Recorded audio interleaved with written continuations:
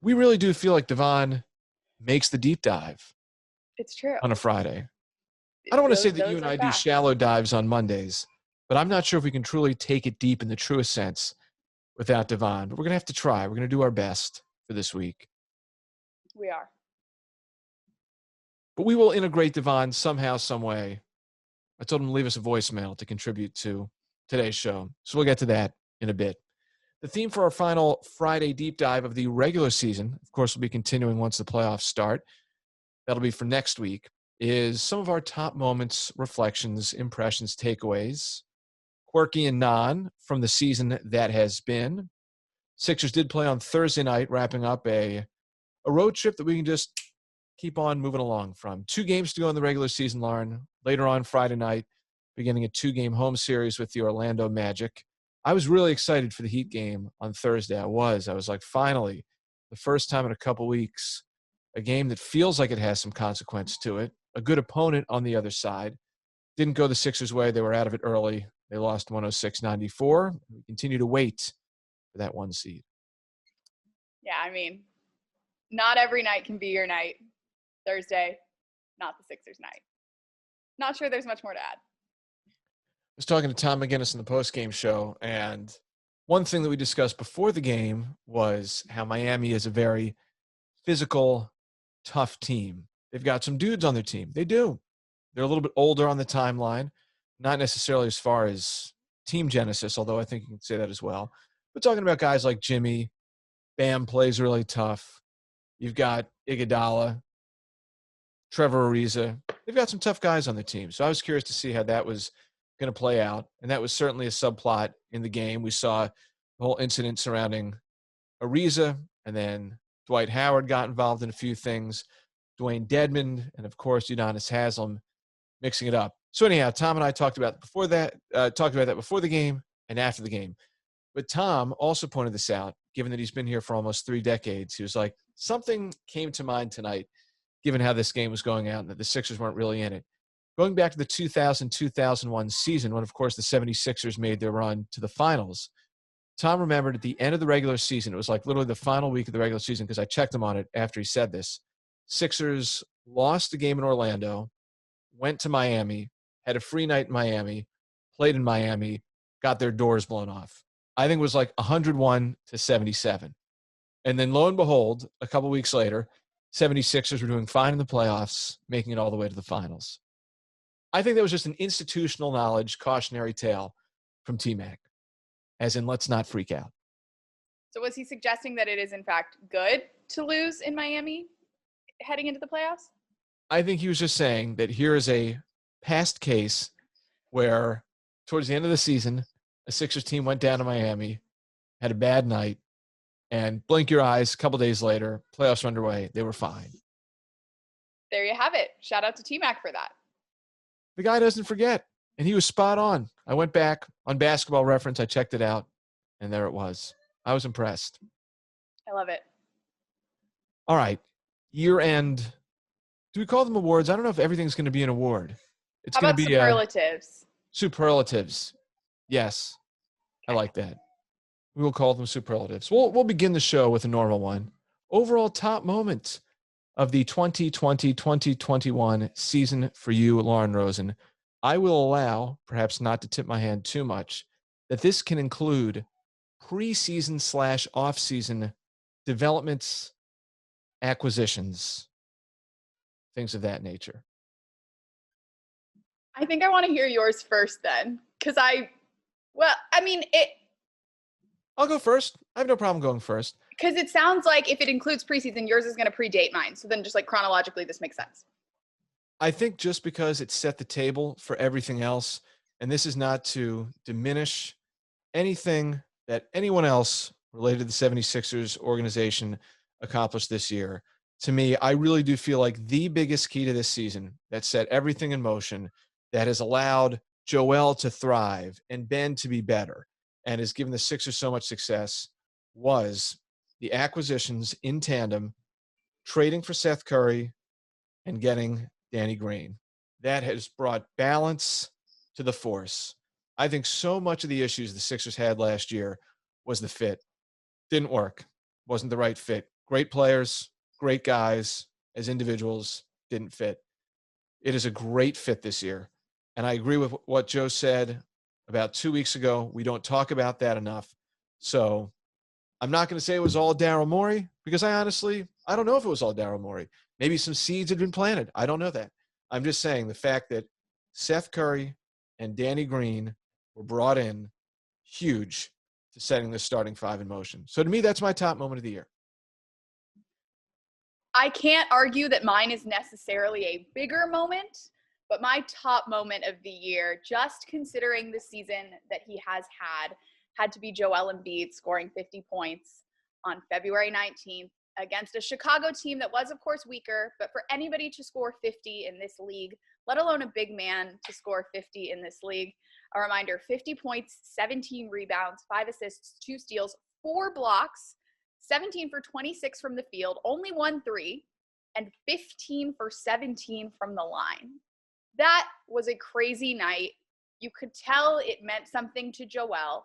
You could tell it meant something to Joel that the fans were not in the building for that. I do think it'll be interesting to look back on one of his best performances of all time, one of his best seasons of all time when we look down the road at Joel's career when he's getting ready to go into the Hall of Fame. And you play those highlights, and they were from a game where there was nobody in the building.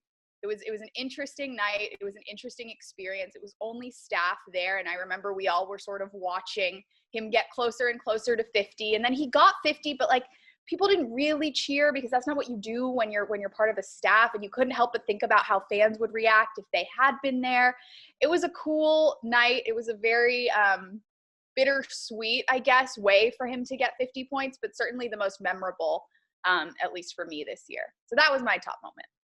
In some bummer kind of ways, it was very emblematic and symbolic of at least the first half of this season, that here it is, one of the crowning individual performances for Joel Embiid, certainly, and also for the 76ers. I mean, you think back and, geez, when was there a game like that where you think about 50 points first time since Allen Iverson? And to me, it's so silly because Joel can drop 49, and I mean, that's a ridiculous output. 50 sounds different. And he got to 50 by going 1 for 2 from the line. We remember that in that game. So it wasn't like a dramatic way that he actually reached 50 points. But 50 just sounded nice. You can have they don't sell a 49-piece McNugget. They sell a 50-piece McNugget, Yeah, and to hear the way that Tobias Harris celebrated Joel and the way that he spoke about Joel in the days that followed, talking about the fact that Joel, regardless of what Tobias does in the remainder of his career, he's still a young guy. He's still got some good years ahead of him.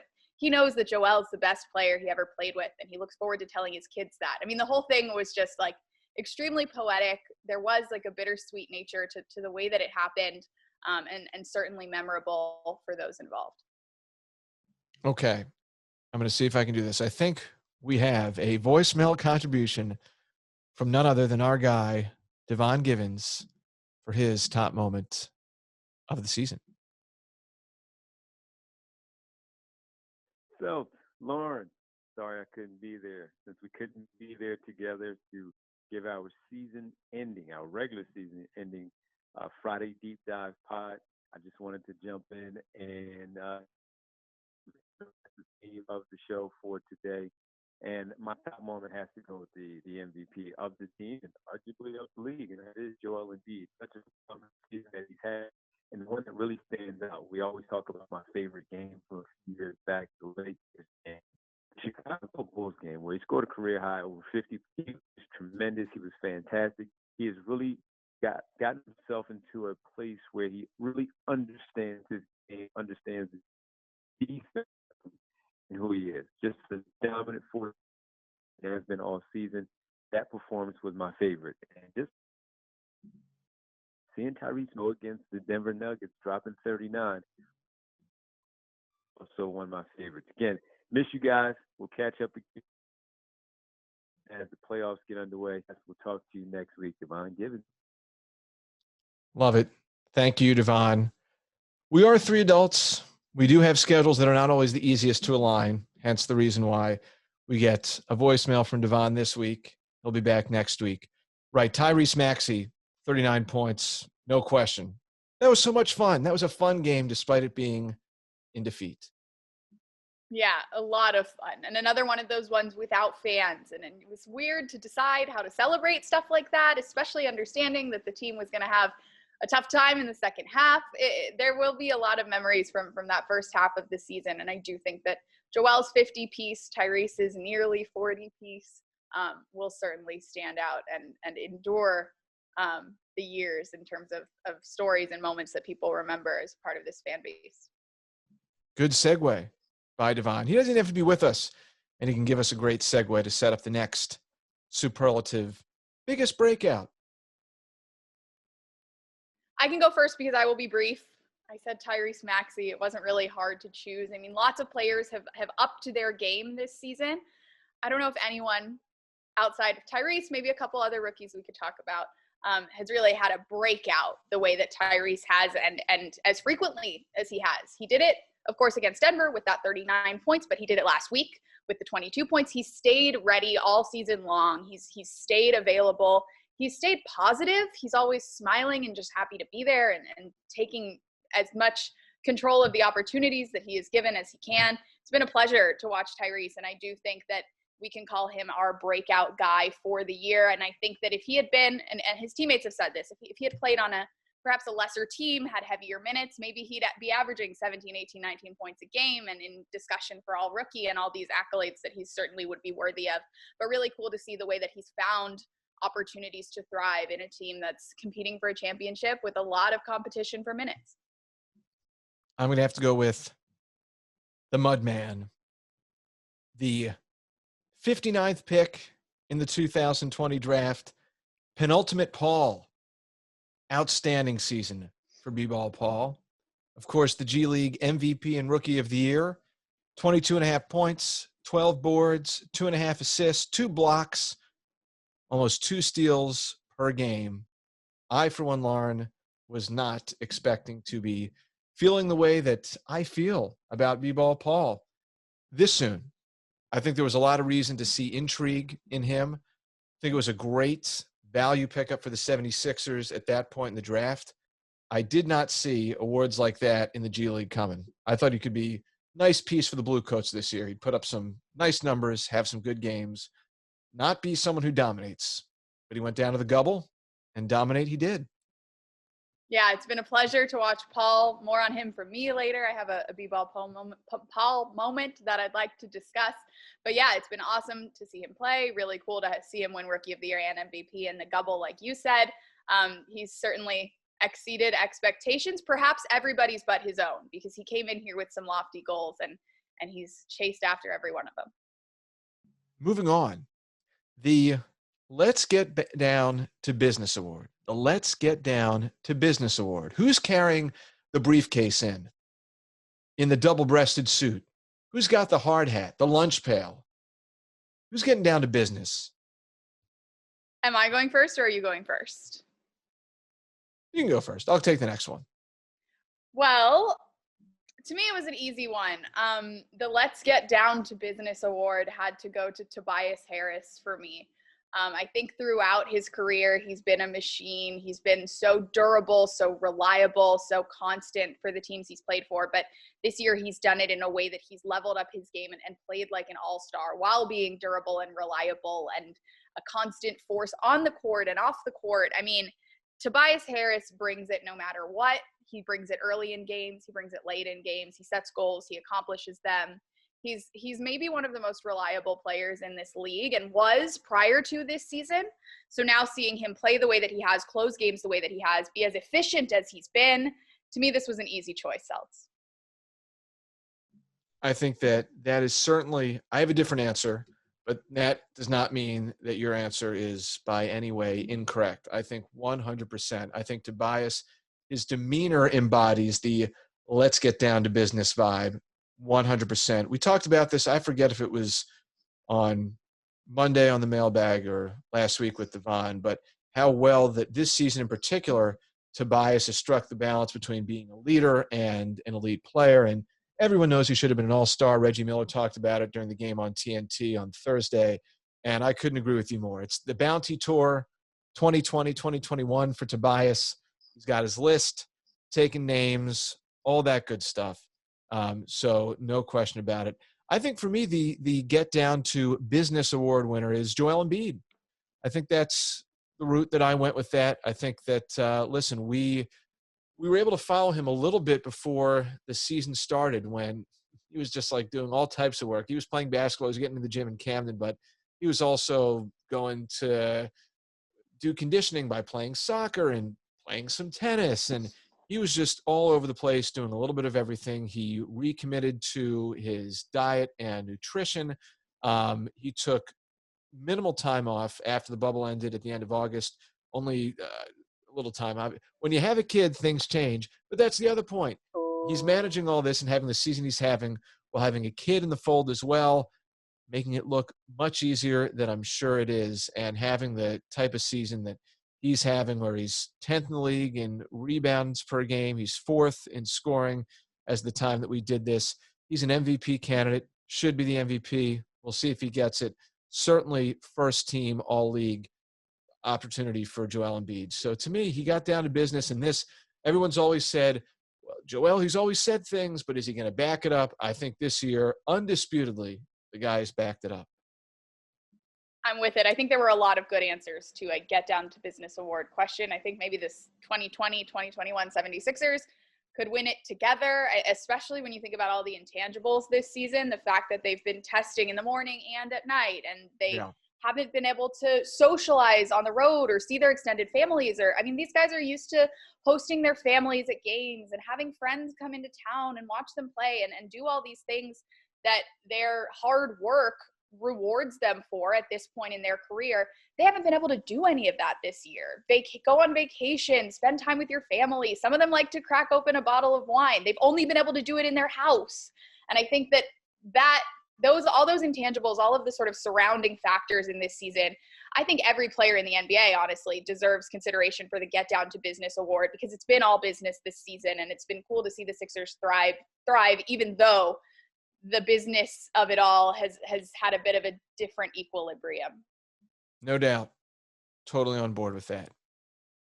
Best shot, favorite shot. Did I say I was going to go first for this one? Is it my turn? I don't know. I wonder if we have the same one. I think I did say I was going to go first. All right, okay. I'll go first.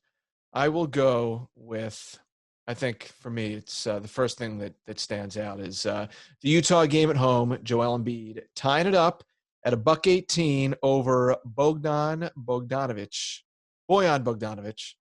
right there with time winding down with about 5 seconds to go to send the game to overtime, and then the Sixers ultimately win a great game to wrap up the first half of the season. I like it. That was not mine. I also went with the first thing that came to mind, which for me had to be January 27th against the Los Angeles Lakers. Tobias Harris hitting that game winner. He's talked for so long about wanting to be a closer and hit big shots when it mattered. There were some other options on the court at the time, and Tobias may or may not have been the first option in that situation, and he took control over it.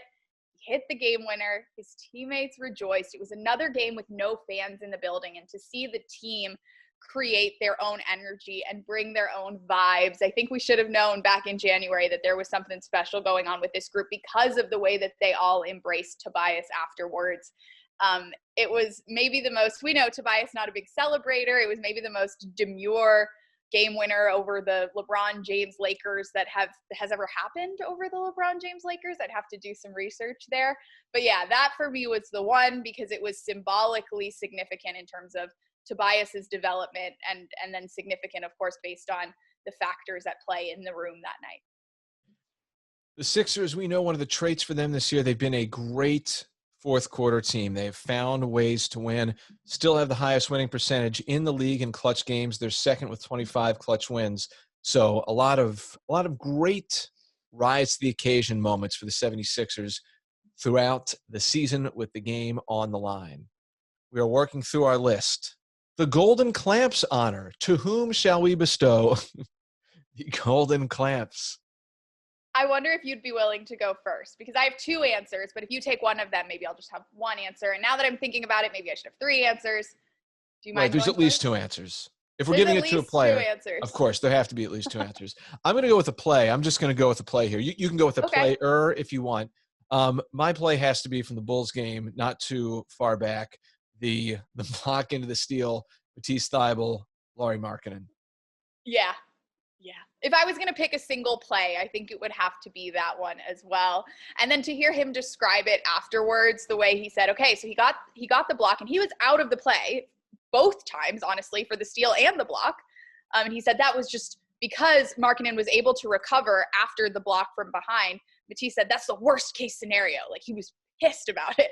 And then he went and he made the steal happen. That might have to be the single play. And then if we want to go for a second option, I would have to go with the debut, I guess, of the Great Barrier Thieves against Indiana earlier in the season when they played that 2-3 zone that we actually haven't seen a ton of since, but I think could be a little bit of a secret weapon for this team if they need it down the stretch. That zone with Ben and Matisse at the top that just absolutely stifled Indiana.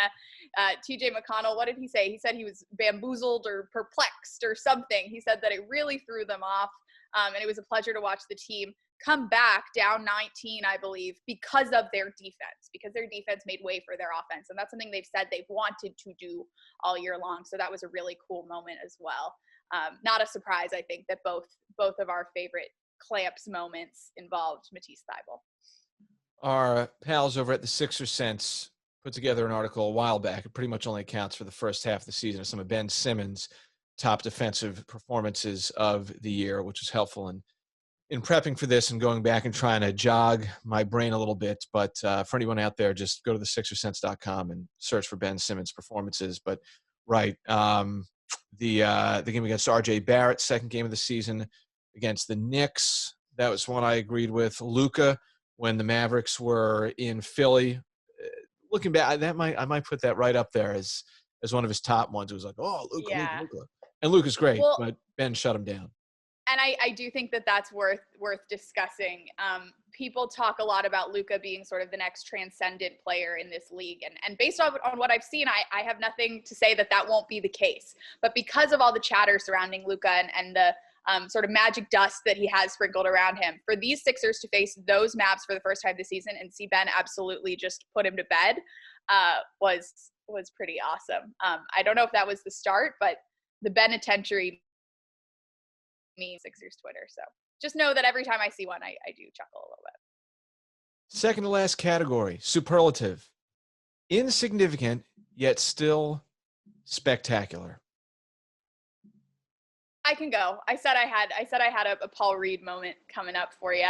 On April 30th against Atlanta, the Sixers had been up the whole time. It was a dominant victory, as is the case in dominant performances. As is often the case, B-Ball Paul comes in for his minutes there at the end, and he had this break that he went from coast to coast. I don't know if you can consider it necessarily a Euro step, but it had Euro steppy vibes for the dunk at the finish, and it was just beautiful. Joel Embiid rolls around on the floor on the other end in just sheer joy and glee to celebrate B-Ball Paul in that moment. And while it didn't necessarily do anything to impact the outcome of the game, it impacted everything else, I would say. So if you say insignificant yet spectacular, I got to go with B-Ball Paul's flush against Atlanta. To give the people some insight, some behind-the-scenes insight about how we go about our jobs, we have a couple tools that are hugely helpful in terms of tracking down content. We have this one service that allows us to go through game by game or player by player. It ingests footage while the game is going on. It rates it automatically. How? There's some algorithm. I don't know. And it then, like, let's say I can look up player X, and then it gives you the top clips they have by rating. There's another similar thing that the NBA provides. And would you not know that the highest rated play for Joel Embiid this season was, in fact, a shot that did not go in? So my insignificant, yet still spectacular, was the near buzzer beater that Joel Embiid had. Just insane. Absolutely insane. That should have gone in.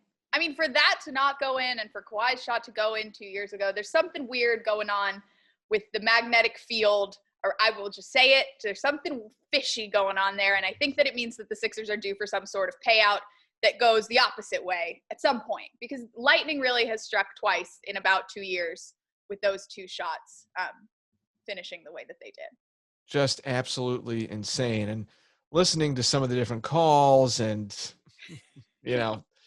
how people I mean, I think reacted he to should it. have gotten credit for it because of how close it was and how bizarre it was. Like, I think both teams should have been like, you know what? Yep, I guess we gotta let that one count. It was wild. Madness. Crazy near finish that wasn't against the Suns. Insignificant, yet still spectacular. We're going to wrap it up with this. It is the Lauren Rosen sub beat. She staked her claim on it at the outset of this season. I think she has an eye for clubs with wholesome vibes, or just wholesome vibes in general. It is the wholesome crown. Who takes or what takes the wholesome crown this year? Should I go first and then we can have a dramatic build up to you at the finish? I think you have to go first. If it's really my beat, I think I get the final word on Okay, this I just one. don't want to take yours. I probably won't because I think you're If so you in the take weeds mine, with this. if you take mine, I'll come up with something. Don't worry. Okay. I'm going to go with because we can never have enough opportunities for people to dip into the back catalog. The Energy Chain, one of my favorite stories from the year that Lauren profiled that came out a couple months back. The Energy Chain post-game parties, how that helped in a funky year foster an atmosphere of camaraderie for the 76ers, and how Ben Canyon, strength and conditioning coach, helped facilitate this whole program. After game workout parties in the locker room, they handed out a wrestling chain belt thing around the neck, like Flava Flav. Loved it. That's my wholesome story. I love that. For those of you that haven't checked it out, make sure you check out Good Vibes Only was the name of the story on Sixers.com. A really special look at what this team was becoming all along. For those of you, again, who don't know the whole story, they've created a club-like environment in the weight room after games. Dwight Howard blasts music, and the guys lift together, and they yell, and they dap each other up, and they have a great time. There's a VIP list. You have to be invited.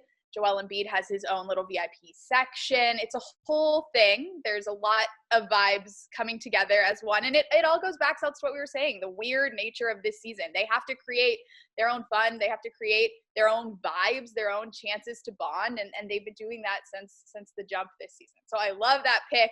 It was not my pick. I went with more of like a micro pick that I believe to be symbolic about. We need that. That's why you're on the beat. We don't expect the mainstream. Take us inside the vibes. The nature of this, I think it speaks volumes about the nature of this team and what could be to come in the years ahead for this team. Because a reminder, the centerpieces of this team all remain very young, but there are some younger than those young. And to me, I might have a little bit of recency bias here, but my heart just was glowing when Tyreese Maxey, I asked him about his defensive improvement because Doc Rivers has been very proud of him on the defensive end in the last couple of weeks. And Tyrese's answer was very short, very simple. He says, it's been easy to improve on defense. I've just been watching Matisse's film.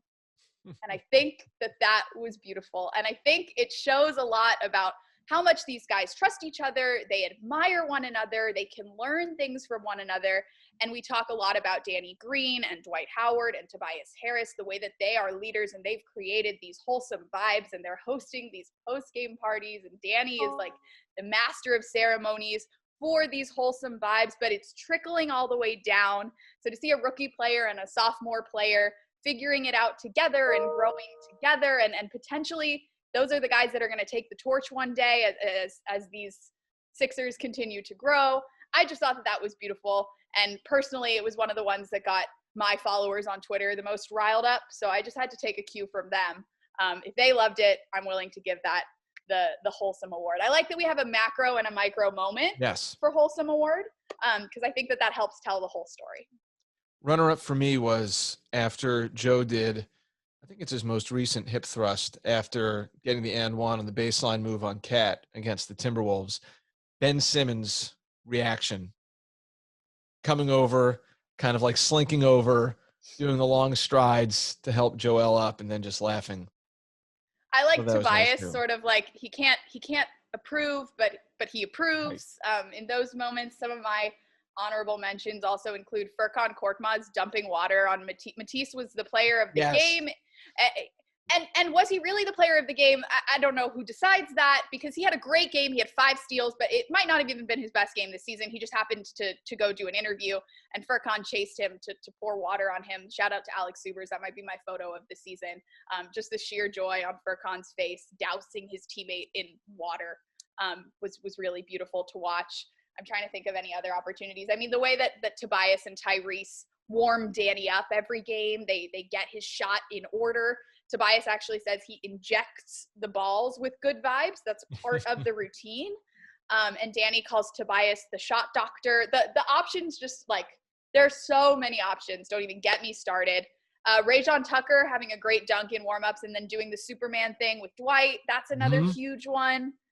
Seth Curry dunking in warmups and everybody freaking out. That's another good one. There's just so much. There's Endless. just so much. It's endless. One of the many endearing, but arguably, yes, the most endearing qualities of this year's team. They really seem to like each other. But it's been great. That is so important. It is. It's very important. Going to be with each other for another month and a half, 2 months, hopefully. So might as well get along. And potentially a few years. Not a lot of expirings on this group. So they could be stuck together. Might as well like each other. There you have it. Your superlatives, regular, irregular, and in between for the 2020-2021 season up to this point.